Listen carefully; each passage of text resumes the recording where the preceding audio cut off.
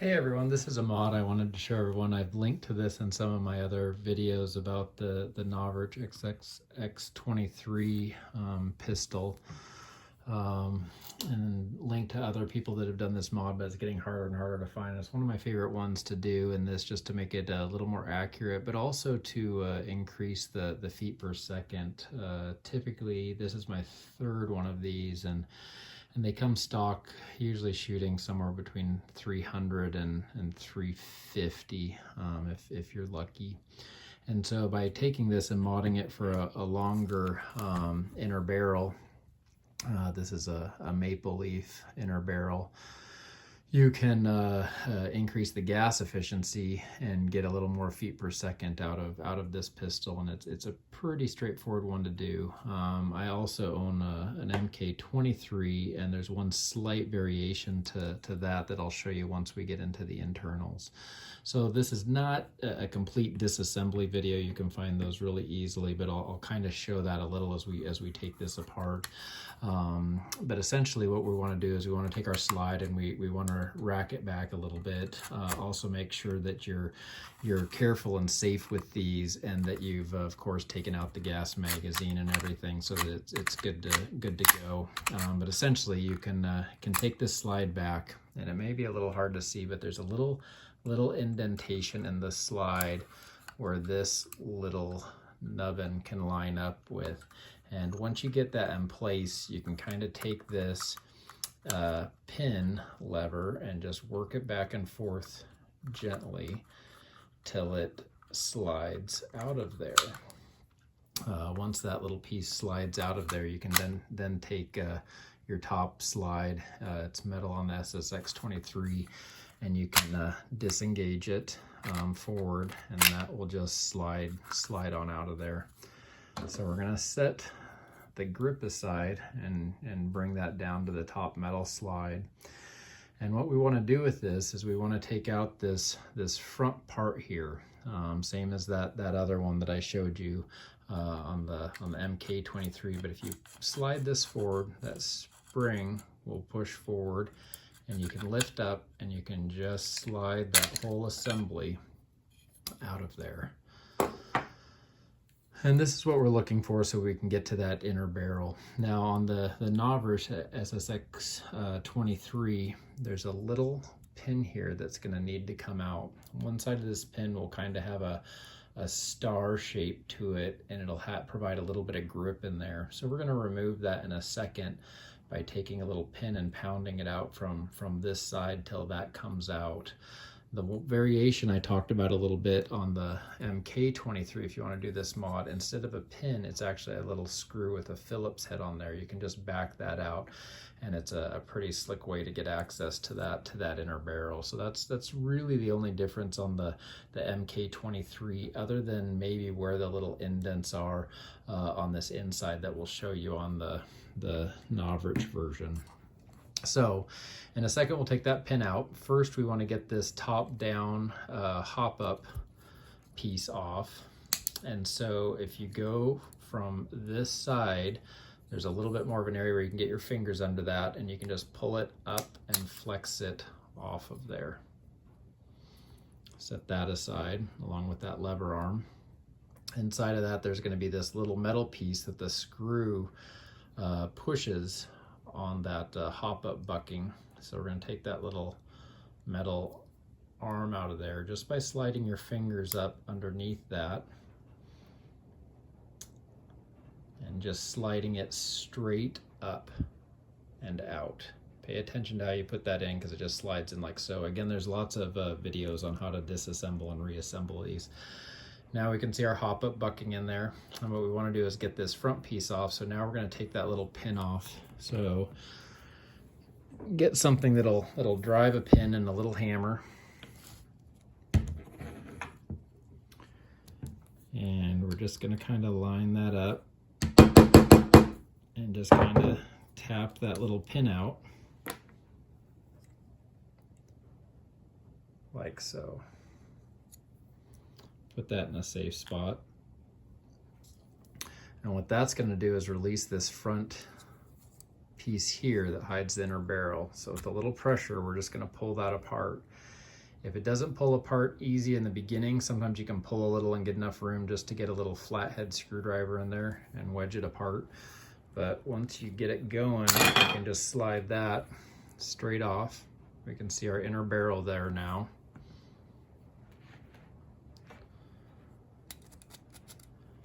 So what we want to do now that that's off, there's two little Phillips screws here and here.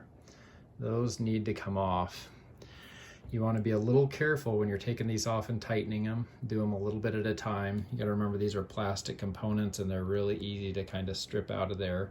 So we're just going to take this and we're just going to go back and forth and kind of back those out a little bit evenly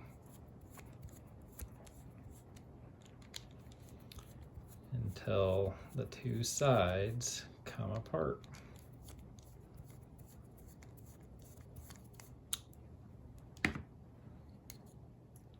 Like so. Be careful you don't lose those two little Phillips screws there. So this is going to give us access to the inner barrel with the bucking on it, and we're going to take that off. So the pieces that we're going to do the mod on are going to be these two pieces where that barrel fits in there. If you look really closely, I'm going to show you right here, there's just a little lip of plastic there. That little lip is on both sides of those pieces, and what that does is it fits in right here on the stock barrel, right in front of that hop-up bucking. Now the problem is with the maple leaf and others,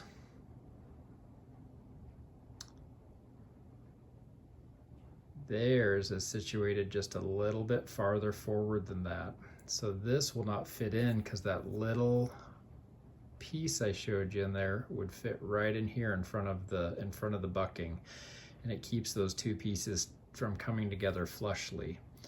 So setting these aside again and coming back to those other pieces with that little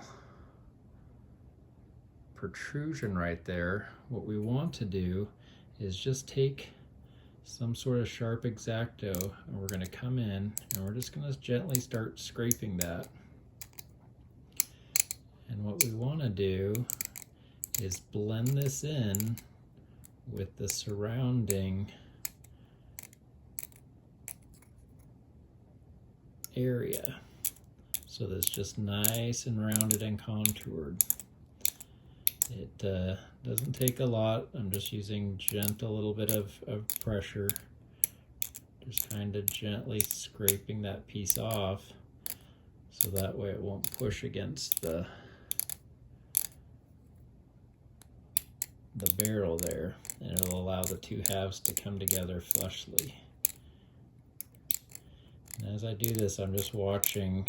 Once you get flush with the remaining part, you'll start to see little scratch marks from your X-Acto kind of spread out and become flush with the rest of that piece.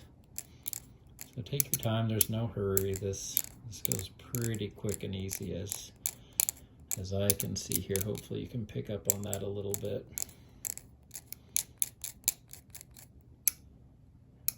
And I'm going to come off screen for a second and just blow those shavings out of there. Let's see how we're looking here. This is starting to look really good. We've got the bulk of that little metal or plastic protuberance off. I'm just going to blend that in a little bit more.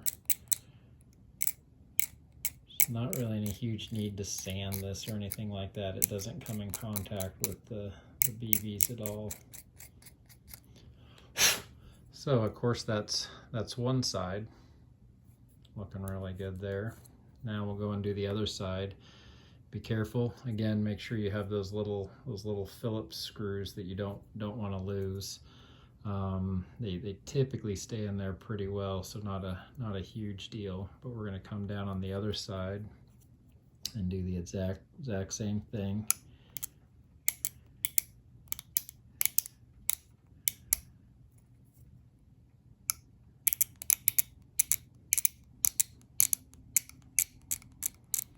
when you're doing this, make sure you're not touching in areas beyond that hop-up bucking slides into.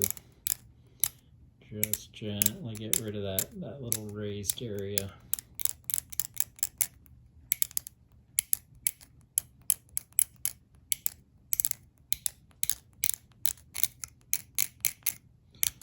And just gently blend it into the rounded contours on the rest of this piece.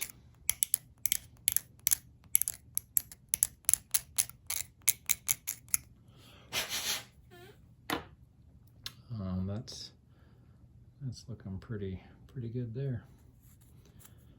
So if you don't have enough done, these two pieces will not come together flushly.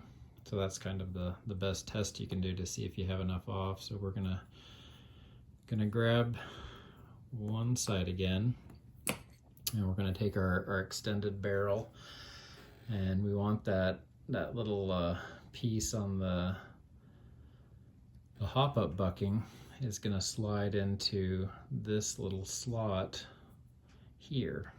So you can slide that in and just kind of work it around until that comes out, a little twisting, and it should fit right in there like that.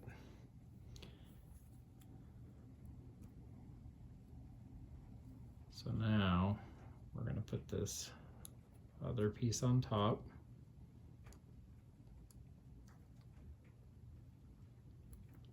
And we're going to gently start working those screws down in again, going back and forth.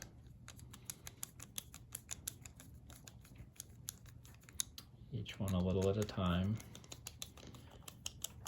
until you get them snug down. Remember, don't apply too much pressure here. That goes for pretty much all airsoft parts. It's really easy to strip these out. It's just a little bit of pressure to kind of lock them into place. And then let's check this. And that looks really good. Those two halves are coming together really well. Watch this as you put those screws in. I didn't, because I've done this before and knew I had enough removed, but if you don't and this is still thick, it increases the pressure on the little Phillips screws that you put in and increases the chances you might strip those out. But that is looking really good there. So this will give us our longer inner barrel, increase our feet per second. So now we can just go the opposite direction and start putting everything back together. Slide on that piece.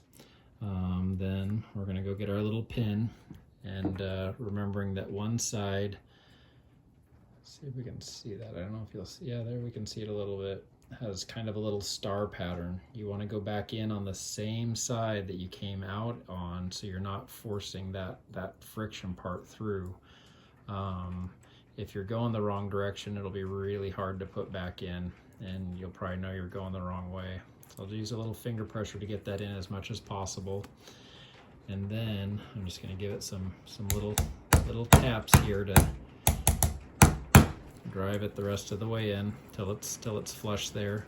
If you have to, you can get your little pin driver again, whatever you use, and just kind of give it a little tap or two to really seat it in there. Then we'll slide back on our top-down adjustment cover, like so. That just snaps back into place. If you remember, we removed it by kind of grabbing onto those fins there. But that's good to go. Now we'll take our slide and we're going to run that inner barrel back in through the orange part out, and then we're going to get this guide rod and spring lined up as well, so we can push this whole assembly forward just a hair, like so, and then lower it into place. If you just heard and saw that piece fall out, that's this piece here. If it does, it's not a big deal. Slides out real easily. That's our loading nozzle in there and where the air comes through. So just slide that back and into place. This piece I have secured forward a little bit, and then we're just going to let it slide back and engage all of that so it's nice and flush there. Once we have that, we can come back to our grip, and just if you look internally, you'll see those little notches where these guys kind of line up. Sometimes this is a little fiddly, getting these to line up perfectly. And everything inside just popped out again. So we're gonna redo that. Again, get your guide rod lined up, a little bit of pressure to keep that forward. Get your loading nozzle assembly in the right place, and just let it ease back and into place there. Try this again.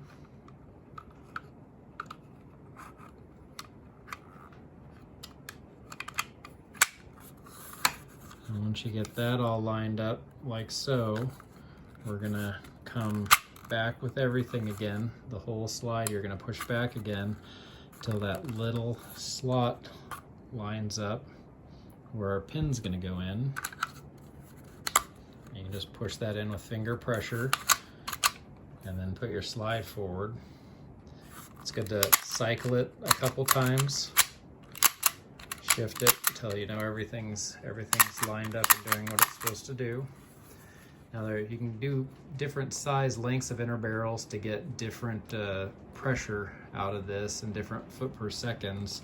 But Novritsch does sell their silencer, which has different length pieces. So you can make a shorter silencer, a longer one. I actually have one of my SSX23s uses a very short silencer, even shorter than the one I have here.